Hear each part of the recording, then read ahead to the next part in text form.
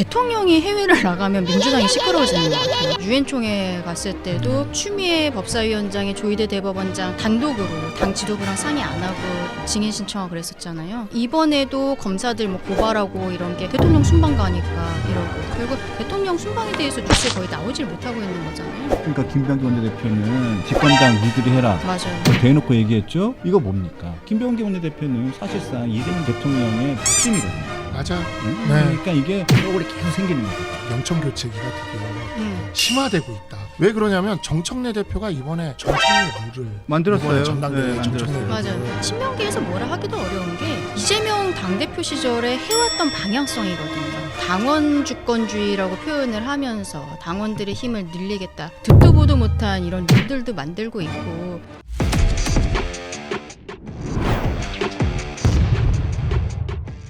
자, 이재명 대통령의 지지율이 지금 여론조사 기관 미디어토마토가 뉴스토마토에 의뢰로 한 여론조사가 있는데 18세 이상 전국 성인 남녀 1,037명으로 한 여론조사가 있는데 요 지지율이 보니까 좀 급락을 한 게 있어요. 2030 지지율이 네. 요 부분이 있어요.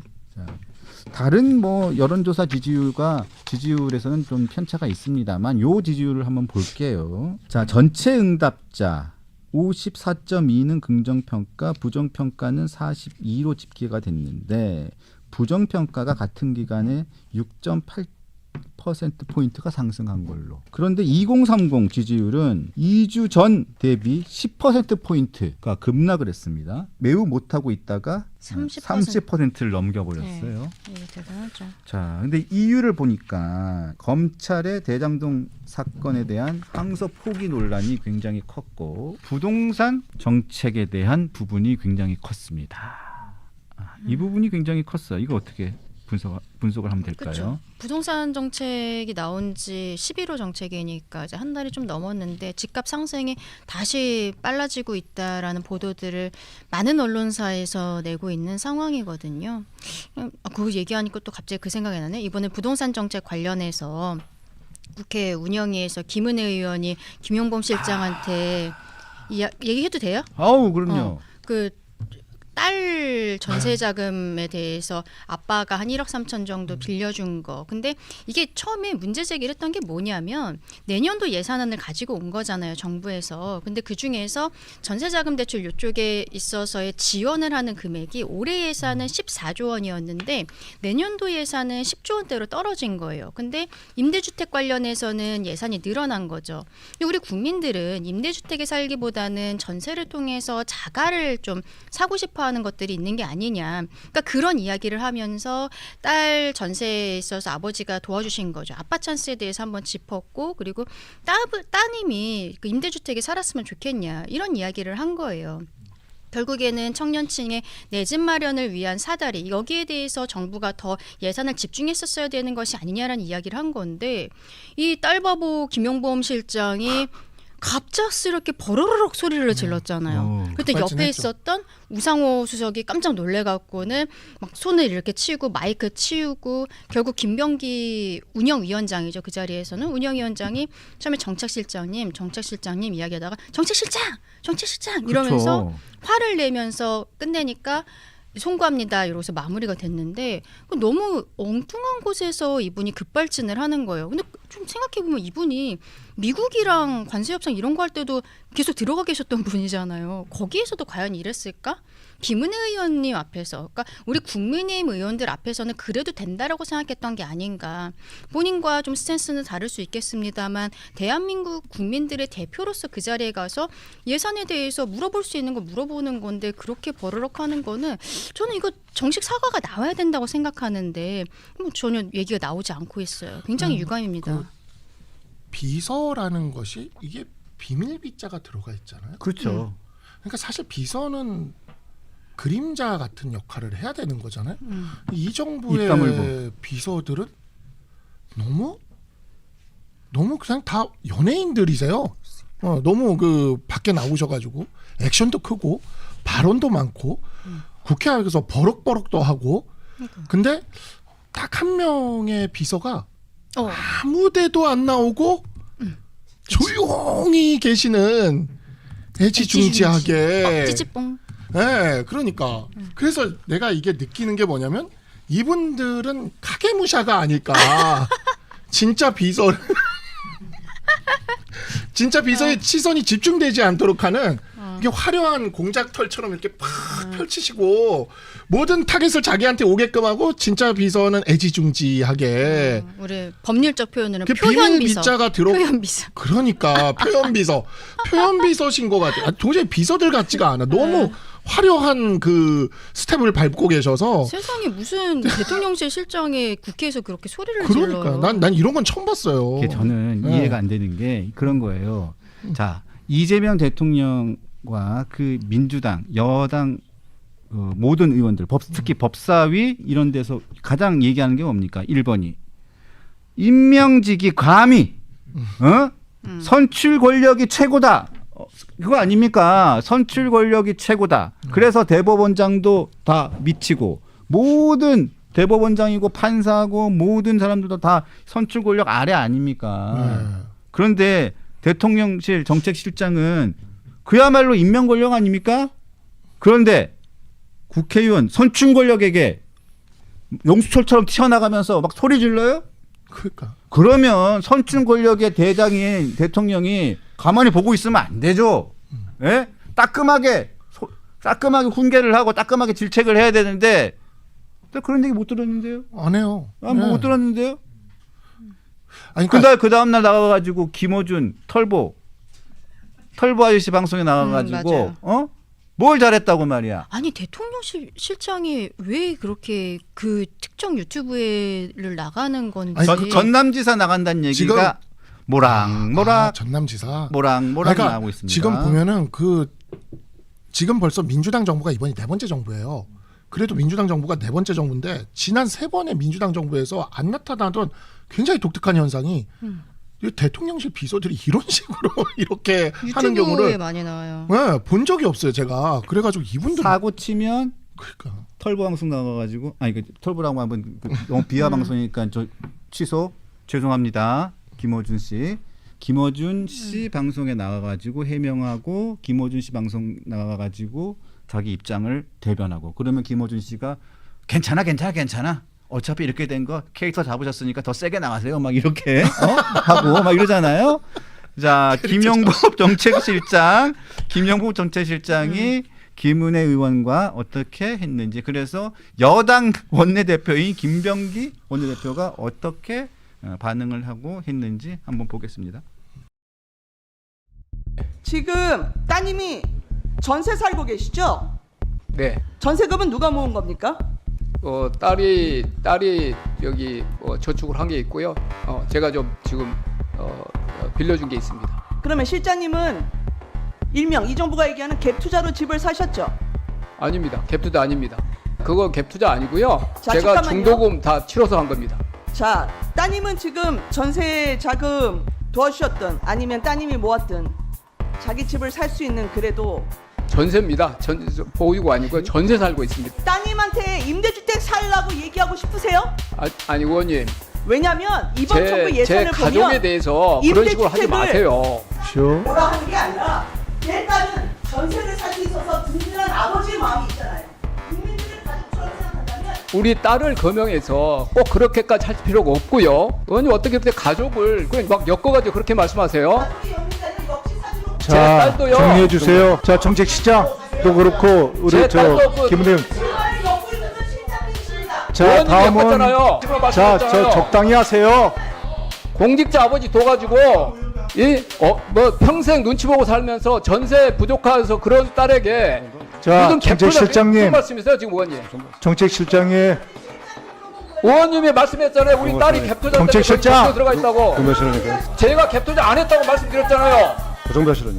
아니 둘 다 사실 아닌 걸 가지고 왜 그러세요? 갭투자 안 했어요. 자, 그만하시죠. 김은혜 의원님들. 지금 말씀하시면 의원님 하지 말라니까. 하지 말라니까. 가만 있어. 가만 있어봐. 가만 있어. 정책 시장! 안 되니까. 가만히 있어봐. 안 된다니까. 좀 가만히 있어. 좀 대통령실. 가만 있어봐요. 정책 시장! 봐봐. 안 되니까. 좀 안 돼.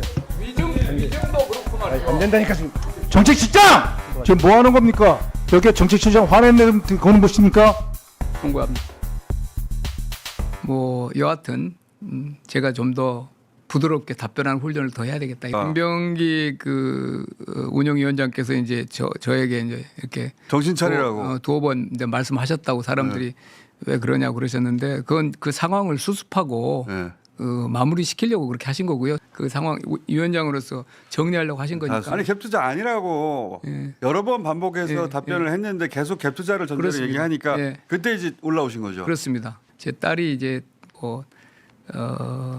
아빠가 공직에 있는 걸 되게 싫어하고 조심하고 눈치 보고 그렇게 살라고 제가 이제 좀 애잔함이 있잖아요.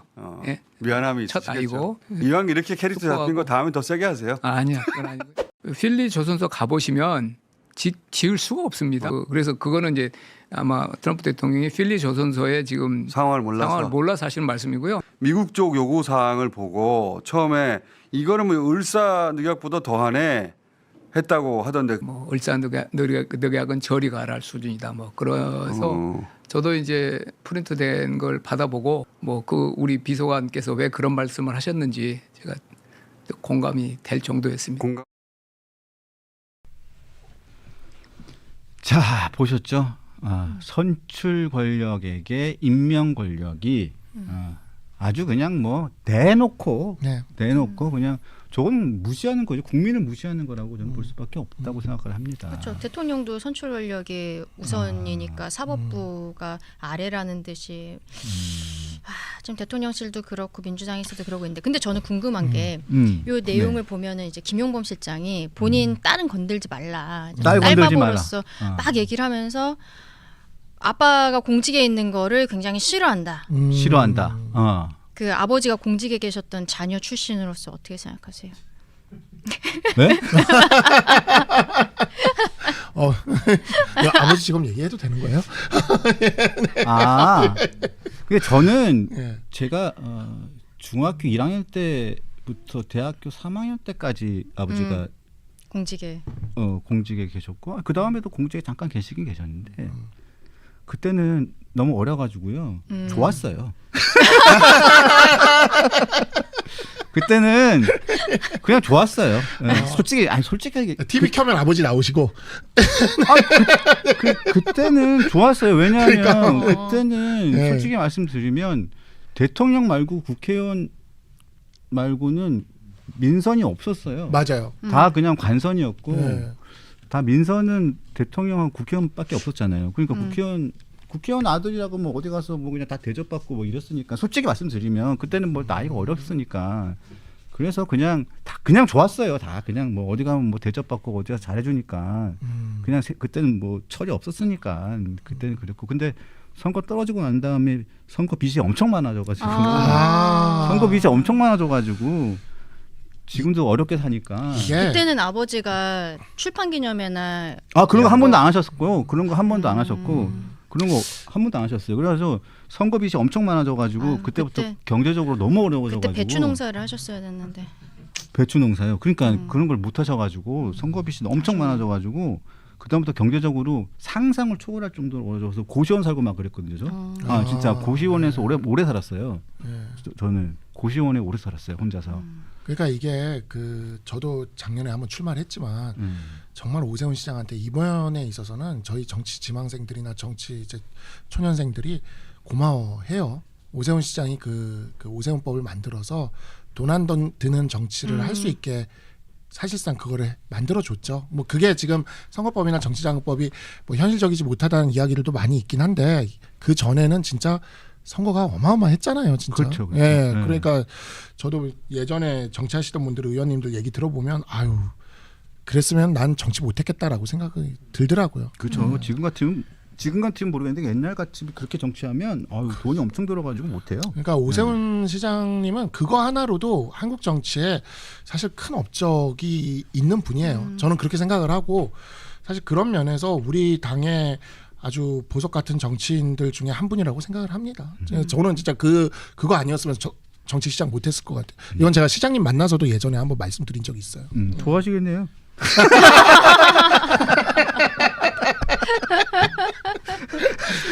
아 시장님 만날 때는 뭐 미리 약속을 하고 가신 거죠? 예, 뭐 약속하고 저는 갔어요. 아, 소주 찍으러 가는 거 아니잖아. 소주 찍으러 가는 게 아니라 어. 약속하고 갔고. 그래요. 근데 이제 이거에 대해서 다른 또 그때 국회의원 다른 분 한 분 만난 적이 있는데 오세훈법이라고 알려졌지만 사실은 내가 다 만들었다고 하신 분도 계셨어. 아, 그래요? 그래서, 네. 그래요. 다 같이 만드는 법이죠. 같이 만드니까. 맞아요. 자, 하여튼 김용범 실장이 딸 얘기 이렇게 하는 건 저는 굉장히 좀 부적절했다라고 생각하고 근데 왜 사과 메시지가 안 나오는지 이게 요즘에 사실 너무 정치계가 하루하루 많은 사건들이 쏟아지니까 저는 좀 짚고 넘어가야 되는 게 민중기 특검 옛날에 그 주식 투자했었던 거는 왜 이렇게 들어가는지 최민희 과방위원장은 도대체 왜 위원장 사퇴도 안 하고 지금 이러고 있는지 생각해 보면 되게 화나는 포인트들이 많은데 이게 그러고 보니까. 다른 뉴스에 너무 가려지고 맞아. 있어요. 그러고 보니까 이분들은 정말 도덕적인 맞아요. 감수성이 너무 없어요. 그리고 이게 도덕적 역치가 굉장히 네. 다른 조금만 사람들에 버티면 비해서 된다는 생각을 갖고 있는 것 같아요. 네, 역치 수준이 굉장히 높다고 해야 되나? 그런 것 같아요. 네. 그리고 이것도 잠깐만 얘기하면은 대통령이 해외를 나가면 민주당이 시끄러워지는 것 같아요. 그 예전에 유엔 총회 갔을 때도 그때도 추미애 법사위원장이 조희대 대법원장 그러니까 막 단독으로 당 지도부랑 상의 안 하고 증인 신청하고 그랬었잖아요. 근데 이번에도 검사들 뭐 고발하고 이런 게 대통령 순방 가니까 이러고.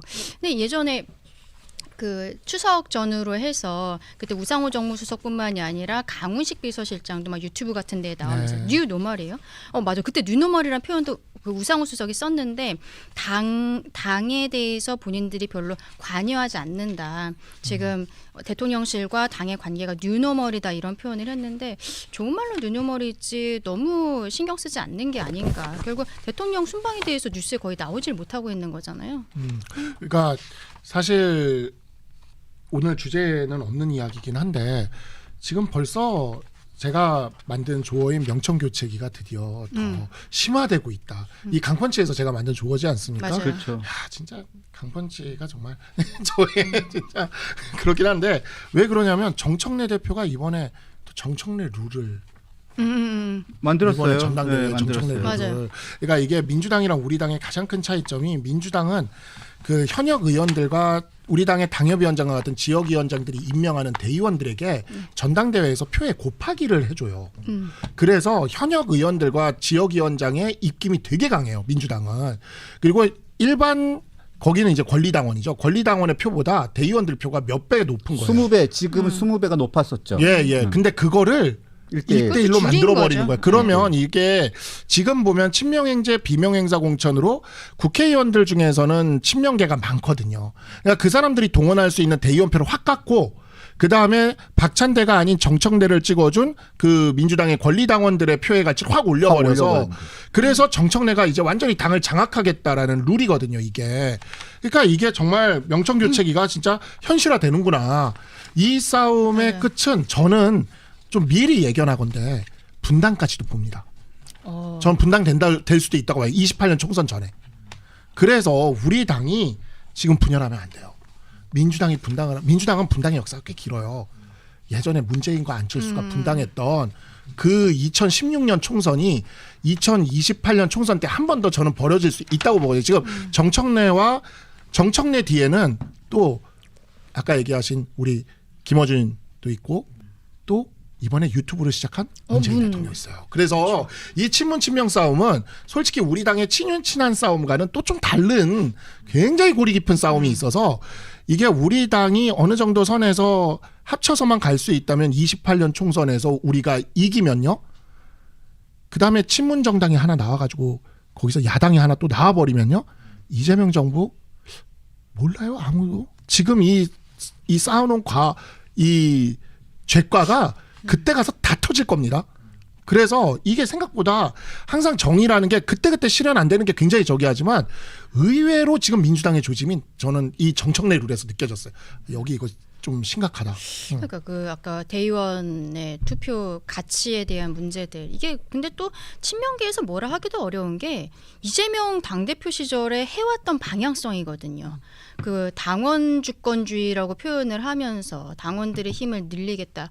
뭐 원내대표 선거도 당원들이 표를 가산을 하는 이런 듣도 보도 못한 이런 룰들도 만들고 있고 이게 민주당에서 이재명 대통령이 당대표였던 시절에 했었던 방향을 정청래 대표가 그대로 하고 있는 거여서 친명계에서 뭐라고 하기도 실질적으로는 좀 어렵지 않은가라는 생각이 드는데 그러니까 뭐 내년 8월에 그러니까 6월에 지방선거하고 8월에 전당대회 할 때 정청래 대표가 당연히 연임을 해가지고 그때 다음번 총선 공천권 행사하고 싶을 건데 그것 때문에 김민석 총리를 서울시장이 아니라 뭐 내년 당대표 선거에 내보낸다는 이야기들도 있는 거잖아요. 이번에 론스타 관련해서든 뭐 서울시장과의 관계에 있어서든 자꾸 김민석 총리가 앞에 나오는 게 뭐 서울시장을 준비할 수도 있겠죠. 근데 그런 것들을 넘어서서 일단은 존재감을 키워야 된다. 정청래 대표와의 그 반대 방향에 있어서도 이런 것들이 있기 때문에 더 나오고 있는 게 아닌가 싶습니다. 그러니까 제가 왜 28년 총선 분당론을 지금 좀 일찍 이야기를 하냐면 28년이 이재명 정부의 절정기예요.